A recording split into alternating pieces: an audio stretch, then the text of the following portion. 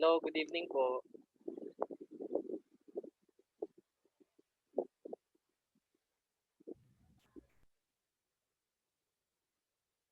Hello, naririnig niyo ako?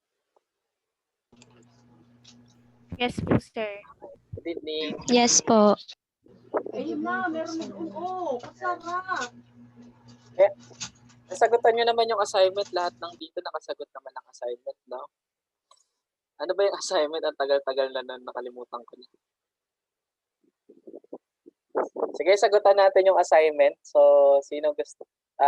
Kapag may question kayo along the way, just raise it para ma-discuss natin. So, para mas maganda yung discussion natin habang sinasagutan natin yung assignment. Ang discussion lang naman natin is yung first part ng shareholders equity. Yan. So, before yung retained earnings. So, yung returned earnings, baka next time na lang kasi hindi naman natin pina-assignment tsaka walang video. But pag may question kayo, just raise it. Kasi may midterm natin next week. Yan. Sige, start tayo dun sa ating assignment. So, sinong gustong mag-try magsagot? Then, i-discuss natin siya ng isa-isa. Ako po, sir, try lang. Sige, Vanessa. Game.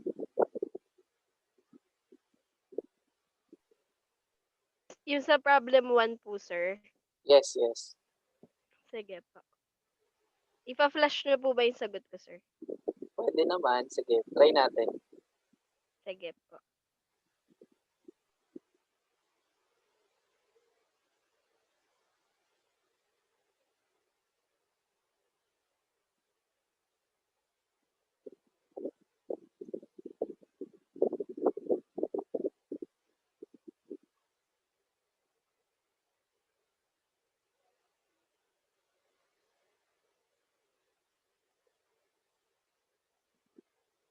Sige, pwede mo nang simulang basahin para may ano tayo.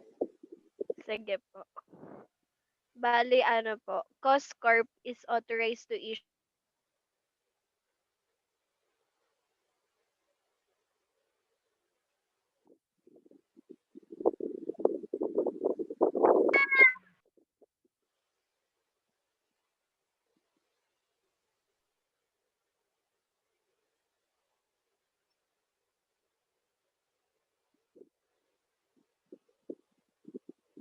Okay, game?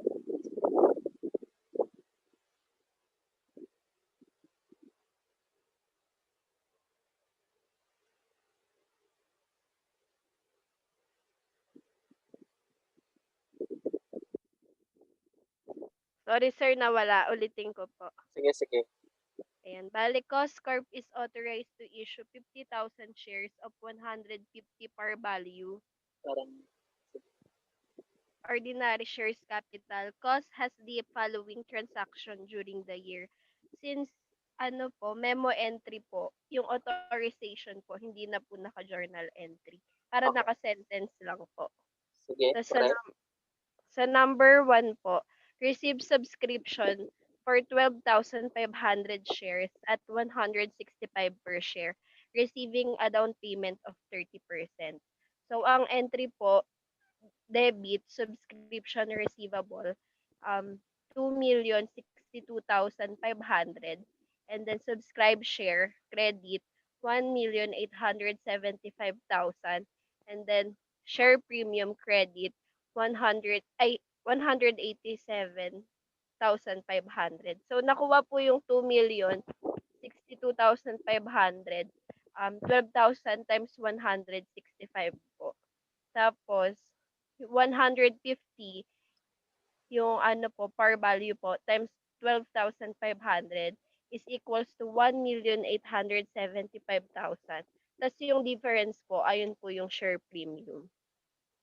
Okay. So sa number 2 po, ay bali may ano po pala, 30% na down payment. So sa 2,062,500 times 30%, ang bayadan po is 618,750. So ang entry po, debit cash and then credit subscription receivable, 618,750. Okay, So sa so The answer is correct. So yung ginawa ko kasi ano na lang siya, compound entry. So pwede rin naman Okay po. debit ka ng cash, 618,750. Pero parehas din naman tayo ng sagot. So, Okay. kasi nangyari naman siya within the same day. So, pwede na rin naman yung compound journal entry. So, para hindi kayo mahirapan, pwede rin naman ang gawin natin, maggawa ka na ng column dun sa gilid ng, ng pang-ordinary share, share premium, para at the end of the day, kahit hindi ka na mag-prepare ng T-account, kasi ang hinahanap lang naman dito ay final balance ng shareholders equity. So, makakatulong sa oras natin yung magpe-prepare ka ng advance table. So, Okay. sa number 1, which is yung sinabi ni Vanessa, so ang affected accounts natin dun sa ating shareholders equity, we have subscription receivable, so nakalagay dyan. Subscribe ordinary share, 1875, nakalagay din doon. Then yung share premium ordinary, 187,500. So ang total effect niyan sa ating shareholders equity ay 618,500, which is ano yan na yung difference ng total muna ng subscribe ordinary tsaka share premium ordinary, then ileless natin yung subscription receivable. So ang result niyan ay 618,750. Okay, sige, next tayo, Vanessa. Sa number 2 po, issued 10,000 shares at 170 per share, receiving cash. So, ang entry po, cash, 1,700,000. Credit, share capital, 1,500,000. And then, share premium, 200,000. So, nakuha po yun, 170 times 10,000 equals 1,700,000. And then yung par value po, 150 times 10,000 equals 1,500,000. And then yung difference po, yun po yung share premium. Okay, the answer is correct. Pero for ano na lang, tawag dito, for uh, uniformity purposes, in case hindi available, hindi sinabi kung ordinary or preference, gawin yung habit na instead of using the ang tawag dito, yung generic na account, gamitin na natin si ordinary. Okay? Okay Pero po. okay lang din naman po yung yung share capital account. Pero for the succeeding illustration, gawin yung habit na kapag hindi provided kung anong klaseng stock. Kasi at the end of the day, hindi ka naman pwede mag-issue ng preference without ordinary. So since isang class lang naman ng share ang ini-issue natin dito, so ang assumption natin, it is considered as ordinary share. So okay lang naman na share capital. So pero ginawa ko kasi ginawa ko na siyang ordinary. So ganun din po yung Okay. result. So ang gagawin niyo lang po ulit, i-update natin yung share capital account. So sa ordinary share, nagkaroon tayo ng 1.5, which is nakalagay doon. Tapos yung share premium ordinary na 200. So ang total niyan ay 1.7. Okay, next tayo. Sige. Sa number 3 po, issued 6,000 shares in exchange of land. Book value 400,000, market value 500,000, and equipment book value 600,000, fair value 550,000. First po, debit land. Since given po yung market value, yun po yung kukuhain natin. Bali, land 500,000. And sa equipment po, since given din yung fair value, ayun po yung kukuhain, 550,000. And then yung share capital po or yung ordinary share, 150 times 6,000 is equals to 900,000. And then yung difference po, ayun po yung share premium, Okay, which is 150,000. answer is correct. So pag may question po, just raise para mabigyan natin ng emphasis. Next tayo, number 4, Vanessa. Sa for collected the balance of the subscription of 4,000 shares. The share were issued accordingly. So, bali, ano po, yung cash, ay debit po cash, credit subscription receivable. Nakuha po yun, 165 times 4,000 times 70%.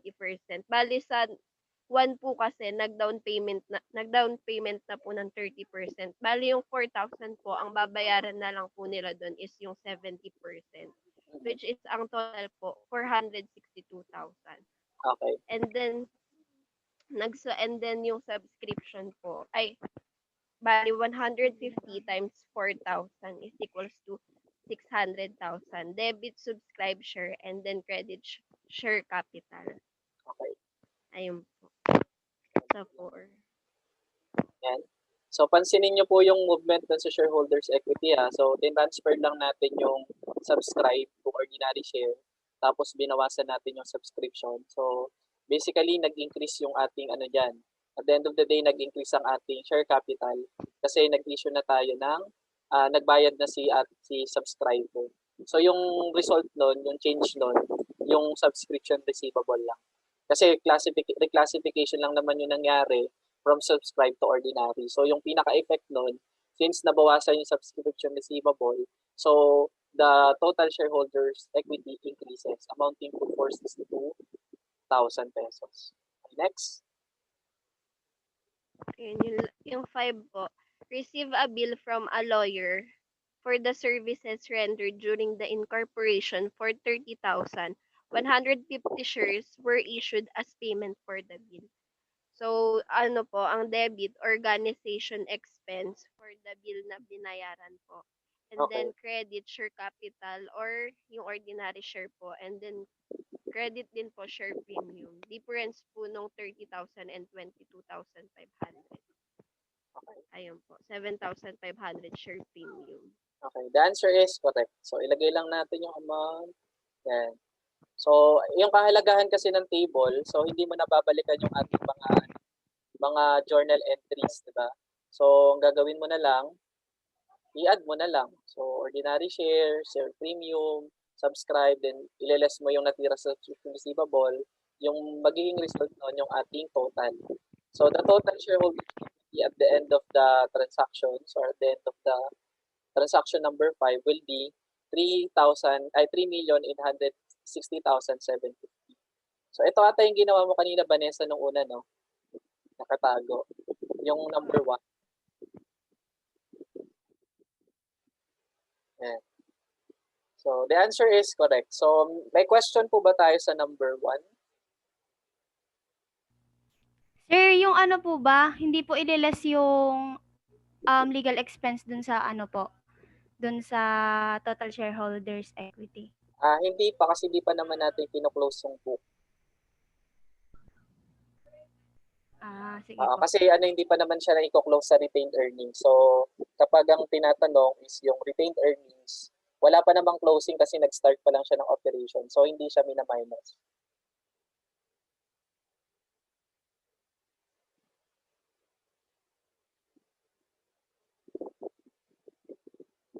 Yan. So, any question aside from that?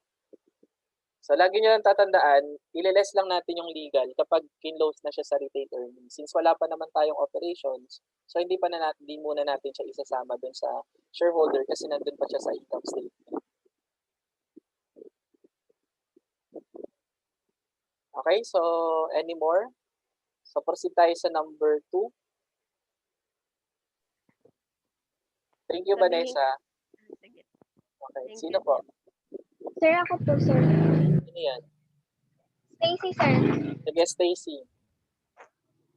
So, sa number, wait lang, sir. So, sa number 2 po, babasahin ko po yung problem, sir. Sige lang. Po. Sige po. ANC Corp authorized to issue 10,000 ordinary shares at 200 and 5,000 preference share at 100 on Feb 1, 2020. On Feb 1, 2020, the company received a piece of land with a book value of 550,000 and the market value of 600,000 in exchange of 2,000 ordinary shares and 800 preference shares. The market value of each class of shares are as follows. Ordinary, 250 per share and preference share, 125. So, ang hinahanap, ang requirements po is yung sa letter A po, share premium ordinary at saka yung share premium preference share. So, nakuha ko po yung share premium ng ordinary, 2,000 shares, tapos multiply po dun sa difference ng market value and ng par value. 250 minus 200 is 50. 2,000 shares times 50 is 100,000. Tapos sa preference shares po, 800 shares times 125 minus 100 is 20,000. Yun po yung sagot ko po sa share premium. Tapos sa letter B po, sa journal entry, yung since memo entry nga po, sa authorization, naka-sentence form lang po. Okay. Tapos yung okay. Yung 600,000 po yung gagamitin kasi yun yung market value. So i-allocate po yun sa dalawang shares which is yung ordinary share at saka preference share using yung proportional method po.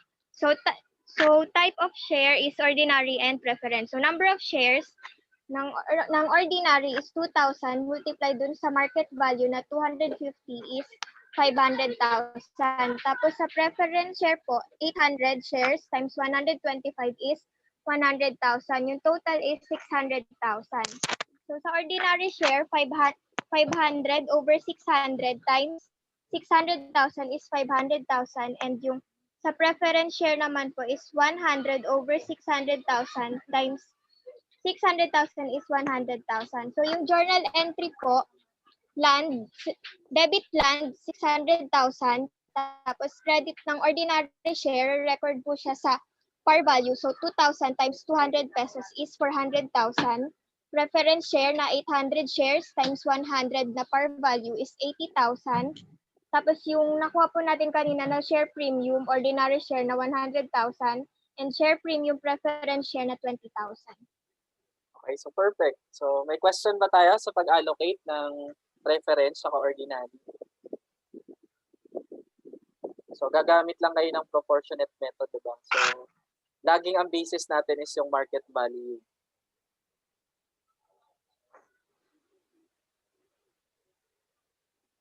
So, yan. So may question po ba? Regardless po kung ano yung yung amount received. So sa case kasi natin, ang fair market value ng land ay 600,000. So kahit bumaba yung fair market value ng land or kaya naman siya tumaas, yung susundin pa rin nating allocation base is yung 600,000. So kung magkano yung allocated value, susundin lang natin.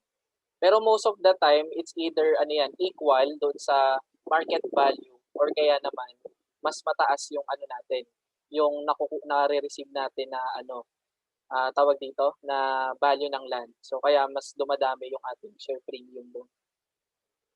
Okay, so may question ba sa problem number 2? I think madali lang naman to para sa inyo.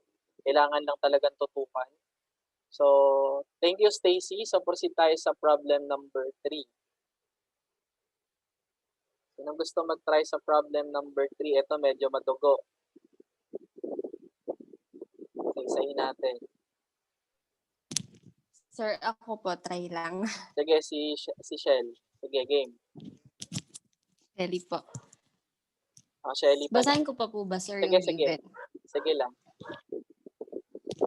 So, problem 3, MetroStar Company had the following information during the year. Ordinary share 100 par 2 million. Share premium ordinary 500,000. 12 per preference share 50 par 1 million. Then premium preference 200,000. Retained earnings 800,000. So the following transactions took place in 2020. Excuse po. Yung number 1 po, purchase, purchase own 2,000 ordinary shares at debit, treasury share, ordinary, credit cash, treasury share, ordinary, 220,000. Credit cash, 220.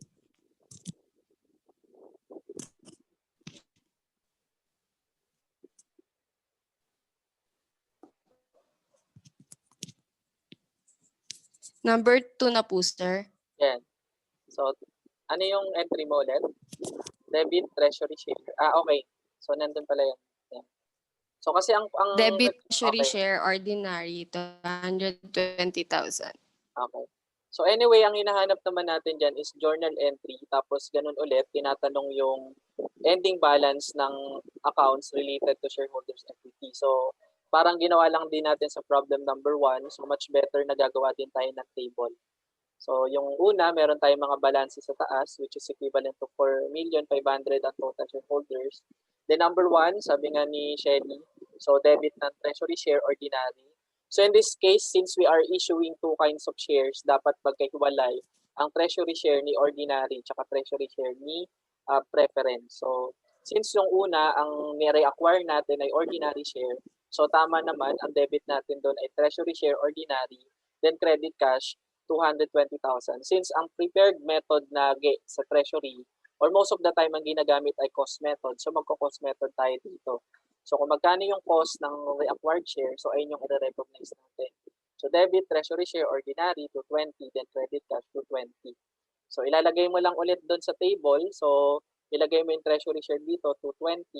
So as you can see, ang impact ng treasury share is a reduction to the shareholders equity. Kaya naka-negative yun. So the answer is correct for number 1. So proceed tayo sa second transaction. So number 2 po, purchase own 1,500 preference shares at 55. So yung M po is debit treasury share, preference 82,500, credit cash 82,500. Yan po yung 1,500 times 55. Okay. Correct. Then po, next, sold 1,000 ordinary treasury share for 120. So dito po sir, since sabi po 'di ba kapag upon reissuance po ng treasury share, yung treasury share, i-credit po natin yung treasury share at cost. Then po kapag yung reissuance price, tama po ba sir na yung sold is same lang po ba sir sa reissuance? Yes, parehas lang. Yun po. So since po yung 120 which is yung reissuance price is mas mataas kaysa po dun sa cost ng treasury, unfavorable po yung favorable po yung transaction kaya po magkakaroon tayo ng share premium, treasury, share ordinary. Then yung entry ko po is cash 1,000 times 120 equals 120,000. Tapos credit po treasury share ordinary 1,000 times 110 equals 110,000. Then po yung difference na 10,000 is i-allocate po sa share premium treasury ordinary. Answer is correct. So may question ba tayo sa number 3? So guys, ang kailangan lang yung tatandaan kapag ang transaction is between shareholders and the corporation, yung never kang mag-recognize ng income. So kapag favorable yung result sa corporation, laging ang kinikredit natin ay share premium. Kahit ano pang klase yan, basta favorable, share premium lang. So magagalaw lang ang retained earnings kapag unfavorable at na-exhaust mo na lahat ng mga related na share premium. So in this case, dahil favorable, wag ka na mag-isip. So never kang magki-credit diyan ng retained earnings kasi kapag income ang result, dapat magki-credit ka lang muna ng share premium. Okay? Next tayo. Next po, sold 500 preference treasury share for 65,000. Same lang po dun sa transaction number 3. Mas mataas po yung reissuance price na 65,000 kaysa po dun sa cost ng treasury po.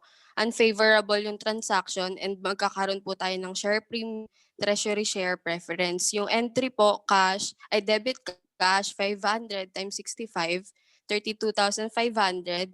And then credit treasury share preference 500 times 55 equals 27,500. And then yung difference po is share premium, treasury share preference 5,000. Okay, ano nga ulit siya? For you, favorable or unfavorable? Favorable po, sir. Okay, sige. So ano yan, naka-smile, no? Yan. So kasi na-reissue natin siya at more than doon sa nabenta natin. So parang nabili mo ng 55, nabenta mo ng 65. So ang result masaya. Kaya yung kasayahan mo, i-credit mo yan doon sa share premium. Share premium, treasury preference. Tama ba? Yan. Apo. Okay, next tayo. Number 5, sold 500 ordinary share, treasury 480. Then, dito naman po, unfavorable yung transaction kasi po mas mababa naman yung issuance price natin na 80 kesa doon po sa cost of treasury share na 110. So, yung entry ko po is debit cash, 500 times 65 equals 32,500. Ay, sorry sir. Number 5 po, di ba? Number 5. Debit cash, 500 times 80 equals 40,000. And nagkaroon po tayo ng share premium, treasury ordinary na 10,000. And then yung retained earnings po na 5,000. Kasi po yung balance po ng treasury share natin is 55,000. Yung difference po nun is i-charge po muna natin sa share premium, treasury share, ordinary. And then kapag may balance pa po, tsaka lang po tayo mag-allocate sa retained earnings. Okay. So, paano nga ulit? Sorry. Nawala ako. Ano po? Ay, sorry. So, dito lang po sir, yung tinatandaan ko lang po, kapag unfavorable yung transaction, magkakaroon po tayo ng allocation, ay i-charge po natin yung difference sa share premium, Okay. treasury share ordinary, and then kapag may balance pa po, tsaka lang po tayo mag-charge sa retained earnings. Okay. Kaya Correct. po nagkaroon ng debit pa na 5,000. Okay. So, may question po ba tayo sa number 5? So, nag-debit lang tayo ng 10,000 kasi ayun lang yung balance nito. Itong share premium, treasury share ordinary. So, kapag naubos yan, tsaka ka pala mag-recognize ng retained earnings. So, dahil naubos na natin yung 10,000, tapos ang loss ata natin is total of 15,000. So, yung remaining 5,000 should be debited dun sa ating retained earnings. So, ito ay malungkot yung result ng transaction. So, answer is correct. Next tayo.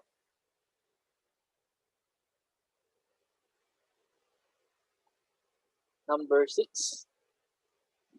Number 6, the remaining preference treasury shared were retired. So, dito naman po, since retirement na po tayo ng treasury share, yung gagamitin po nating par value is yung original ng preference share, which is yung 50,000.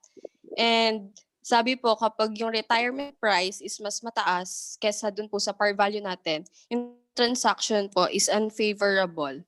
Correct. So, yung entry ko is debit preference share, 1,000 times 50, 50,000. And then, debit po sa share premium preference. Kasi po, di ba sir, meron po tayong order of priority na Yes. i-charge po siya muna dun sa share premium from original issuance po, bago po share premium. Correct. Kapag may difference pa po, tsaka lang po mag-charge dun sa premium from treasury. So, yun po. Tapos, the treasury share preference, 1,000 times 55 equals 55,000. So, ano yung entry mo? Yung nandoon sa box or sa ilalim? Yung nasa ilalim po, sir. Okay. So, anyway, pwede naman pares naman yung acceptable kasi at the end of the day, part pa rin naman yan ng share premium. Pero mas acceptable po yun nandun sa loob ng box. Kasi tandaan natin, we are already Okay po. retiring the share entirely. Kasi dapat, kapag ni-retire mo yung nanay, dapat pati yung anak niya, i-retire mo din. So kung mapapansin nyo, yung ating premium related to that, yung share premium doon ay 10 pesos. Kasi 50 pesos yung original issuance, tapos yung share premium doon ay 10 pesos. So kapag magre-retire tayo ng share, hindi pwedeng kung ibuo natin lahat doon sa share premium. Kailangan i-match natin kung magkano ba yung original issuance niya together with the share premium. So dahil lang share premium natin nung original issuance ay 10 pesos, dapat yung buong 10 pesos ay tatanggalin natin sa libro. Kaya instead of debiting share premium preference sa 5,000, kasi ayun lang naman yung difference nila, so dapat itanggalin mo yung buong 10,000. So as you can see, dapat ang magiging entry natin ay debit preference share which is the original issuance na 50,000 pesos, then eliminate mo yung buong anak niya na share premium, which is 10 pesos. So 10 pesos times ilang share yan? 1,000. So meron tayong 10,000. So doon ka pa lang magkakaroon ng analyzation kung meron ba tayong gain or tawag dito, or favorable or unfavorable. So sa case natin, favorable pa rin naman yung result, kaya yung difference doon, kailangan nyo po yung i-credit doon sa share premium retirement of preference share, which is 5,000 pesos. Okay? So nagbuka lang siyang unfavorable, pero Okay at po. the end of the day, the result is still favorable kasi ang ni-retire mo ay 60,000, pero yung ang treasury share natin is 55,000. So therefore, meron tayong mag-generate na another share premium account, which is ang tawag natin doon ay share premium dash retirement of preference share. Pero don't worry, at the end of the day, kapag ang tinatanong naman ay shareholders equity, parehas yung result niyan, parehas din naman kasi kung mapapansin nyo, pag niles nyo yung 10,000 tsaka yung 5,000, still the result is negative 5,000, which is yung sinagot nyo doon sa ilalim. Pero for proper presentation, mas maganda yung ginawa nyo is yung nandoon sa box na entry. Okay? So the answers are correct. So may questions po ba regarding this transaction? So kapag tinotal natin, isa-isahin natin. So yung ordinary share, ang answer natin dyan ay magkano yun? 2 million pesos kasi wala naman tayong na-retire na ordinary share. So ang share premium ordinary, ganun pa din, 500,000. Preference share, 950,000 kasi meron tayong tinanggal na 50,000 which is na-retire noong transaction number 6. Sa share premium, meron tayong 190,000 kasi tinanggal nga natin yung portion nung 1,000 which is yung 10,000 pesos. Then sa share premium TS, so dahil wala na tayo natitirang treasury share, may natira pa ba? May natira pang 55 pero nga dahil nga na-exhaust siya doon sa reissuance natin, na which is unfavorable yung result. So yung at the end of the day, the share premium related to the treasury share ordinary will become zero. Tapos yung share premium TS preference natin, so meron pa rin tayong 50,000 kasi hindi pa naman lahat ay na-bebenta, di ba?